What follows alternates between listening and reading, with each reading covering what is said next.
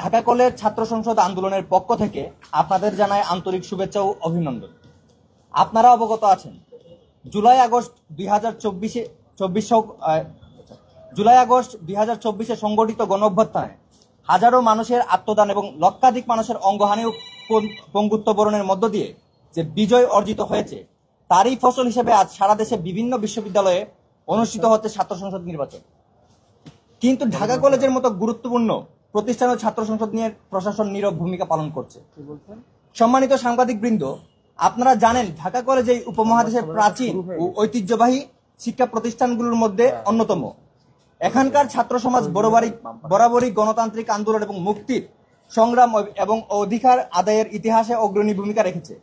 একই সঙ্গে জুলাই অভ্যুত্থানেও ঢাকা কলেজের ছাত্ররা সায়েন্স ল্যাবে তৈরি করেছিল প্রতিরোধের ব্যারিকেড। ছাত্র সংসদ হল শিক্ষার্থীদের গণতান্ত্রিক চর্চা ও নেতৃত্ব বিকাশের প্রধান প্ল্যাটফর্ম। এর মাধ্যমে শিক্ষার্থীরা ভোটাধিকার প্রয়োগ করতে শেখে, নিজেদের প্রতিনিধি নির্বাচন করে এবং যৌথভাবে ক্যাম্পাসের সমস্যা সমাধান ও উন্নয়নে ভূমিকা রাখে। পাশাপাশি জুলাই আগস্ট 2024 গণঅভ্যুত্থানের যে বিজয় আমরা অর্জন করেছি, তার স্থায়ী প্রাতিষ্ঠানিক রূপ দিতে হলে ছাত্র সংসদের নিয়মিত কার্যক্রম অত্যন্ত জরুরি। ঢাকা কলেজ শিক্ষার্থীদের সবচেয়ে বড় সংকট হল পর্যাপ্ত আবাসন ও হলের ব্যবস্থা, ডাইনিং এর সুলভ ও মানসম্মত খাবার নিশ্চিত করা এবং নিরাপদ ও সাশ্রয়ী পরিবহন ব্যবস্থা গড়ে তোলা। ছাত্র সংসদ নির্বাচিত হলে শিক্ষার্থীদের এই মৌলিক সমস্যা সমাধানে তারা সংগঠিতভাবে প্রশাসনের কাছে দাবি উত্থাপন করতে পারবে। আবাসন সংকট নিরসন, নতুন হল নির্মাণ, পুরনো হল সংস্কার ও সিট বন্টনে স্বচ্ছতা আনার উদ্যোগে নিতে পারবে। ডাইনিং ব্যবস্থাকে সুলভ ও মানসম্মত করতে নিয়মিত তদারকি ও শিক্ষার্থীদের মতামত প্রতিফলিত করার ব্যবস্থা করতে পারবে। পরিবহন সংকট ও দূরীকরণ, পর্যাপ্ত কলেজ বাস চালু ও রুট বাড়ানোর পদক্ষেপ নিতে পারবে।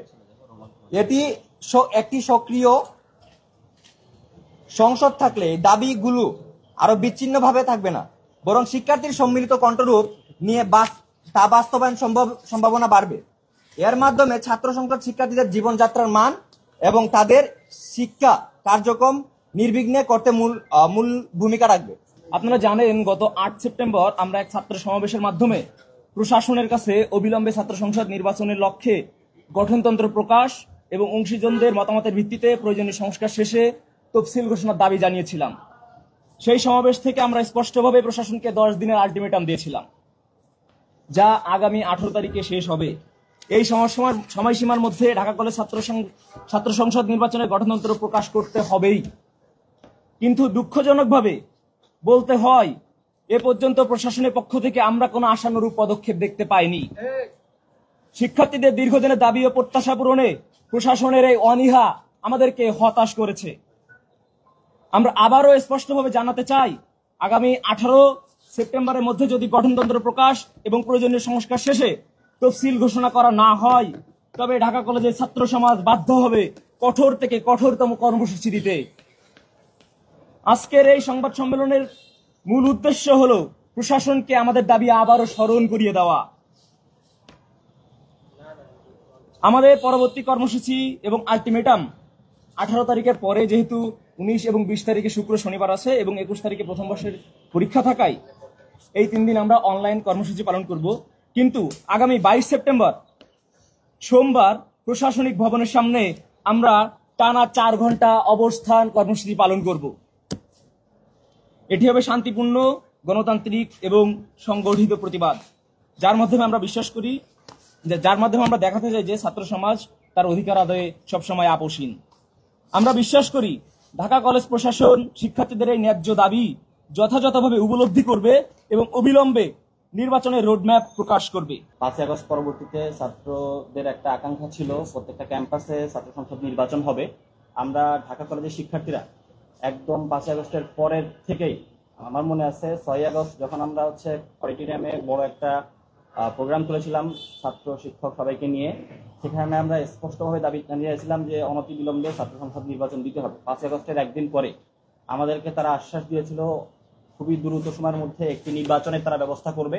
কিন্তু আমরা অত্যন্ত হতাশার সাথে দেখতে পাচ্ছি যে জুলাই গণঅভ্যুত্থানের 1 বছর পার হয়ে যাওয়ার পরেও এখনো নির্বাচনের কোনো দৃশ্যমান অগ্রগতি কলেজ প্রশাসনের পক্ষ থেকে নেওয়া হয়নি।